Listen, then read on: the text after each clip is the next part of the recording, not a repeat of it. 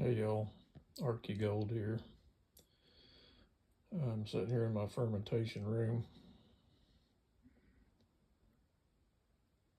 and it's not what a lot of people might think. This all was wine at one time, all those other containers, but I turn it into vinegar these days and sell it at the farmer's market.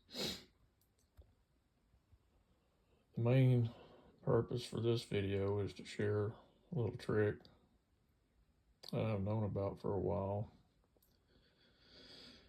and I've used it in other fermentations to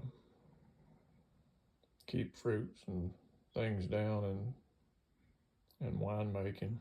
And I've just recently got into lacto fermenting, and it's basically the same principle. You want to keep your vegetables under the brine, the same as brewing any fruit wine. You want to keep your fruit under the surface so that nothing bad grows on it in the primary fermentation. So I don't have an affiliation with Northern Brewer, but I really like these little big mouth bubblers. They're 1.4 gallon, so that you can make a gallon batch of wine by the time you get done racking it off the lees and stuff like that.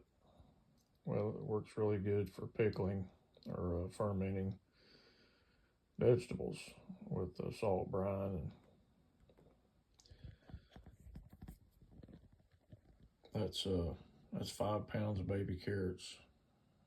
And I know my brine is a little high, but I did it on purpose so that the area that the CO2 would need to replace the oxygen is very minimal. You can see my level is up to here. That gives it about that much head space.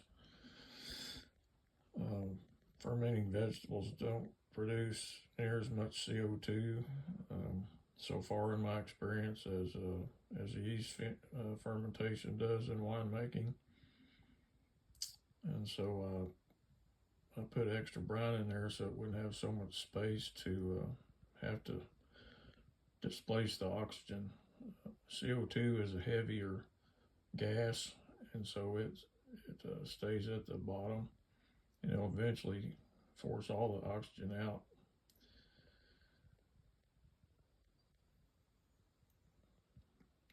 Anyway, this little mesh material I've got here is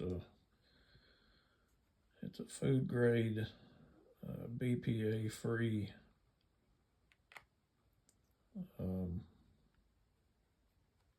like what comes in an Excalibur dehydrator drying mesh. It's a polypropylene, and so to make it for that big bubbler, I just took a paper plate and kind of eyeballed how big I think it needed to be, and I cut the circle out, stuck it in there and made sure it's about the right size, and then I used that as a template to cut a piece out of that sheet. And this is a piece for a quart or a half gallon. Once you get it round,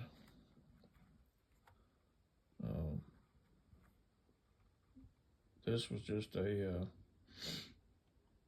mason jar lid used as the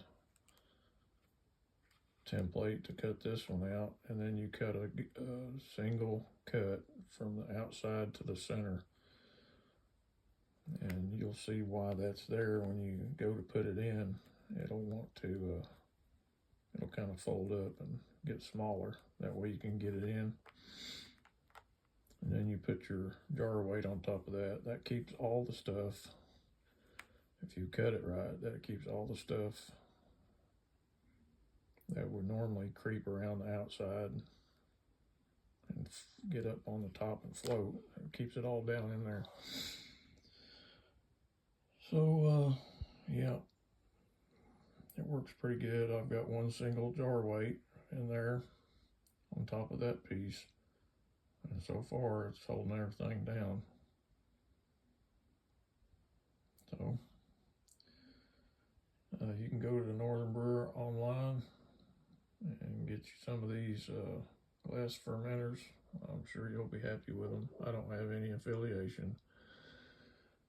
I don't have a link for you to use my code or anything like that. I'm not affiliated with anybody. I just want to help some folks out. I've got some peach vinegar going over there, some bamboo leaf, banana. I've got another peach, and that's 3 gallon. I've got a Fur Monster with some peach vinegar going in it. Got some tea wine going to vinegar, some black tea going to vinegar. I'm a fermenter. Y'all have a good day. I'll see you.